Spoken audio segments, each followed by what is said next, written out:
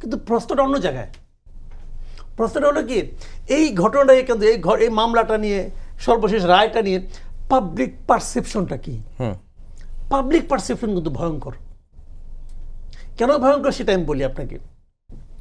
21শে November যেদিন নাকি এই মামলার শুনানি শেষ হলো, এই ডেথ রেফারেন্স এবং আপিলের ব্যাপারটা, তো শুনানি তো হলো, ওটা যেদিন শুনানি শেষ হলো সেই দিন আমি প্রথম আলোর একটা রিপোর্ট পড়লাম যে শুনানি শেষ, যে কোনো দিন রায়।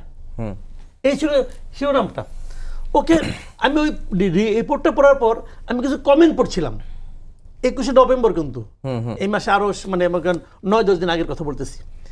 সেখানে পাবলিক কমেন্ট করতেছে 21 তারিখেই রাত 10টার দিকে কমেন্ট করতেছে, কোনো সমস্যা নাই, সবাই এখন মুক্তি পেয়ে যাবে।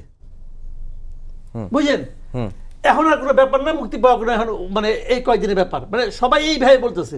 আচ্ছা, ওরা কি আইনি বিষয়গুলো জানতো, কি শুনানি হয়েছে না হয়েছে, এই যে টেকনিক্যাল বিষয়গুলো, এটা তো আমি আজকে শুনলাম, ওনারা না বললে আমি জানতাম না। কিন্তু তাহলে এখন তারা টেকনিক্যাল জিনিস জানে না, কিন্তু তাদের পারসেপশন যেহেতু এখন আওয়ামী লীগ গভর্নমেন্ট নাই, সবাই এখন মুক্তি পেয়ে যাবে, এই যে পারসেপশনটা, এটা কার ক্ষতি করলো?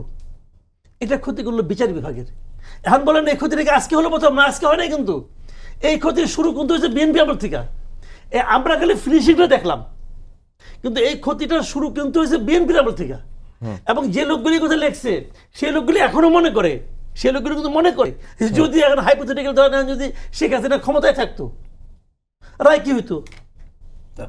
তখন কি খুঁটিয়ে বিষয়টা ওনারা না বলতে পারতেন, বলতেন হয়তো ওনাদের মতো ওনারা বলতেন, উনি শুনতেন কিনা কে জানে, যে বিচারক সে তার মতো রায় দিতেন।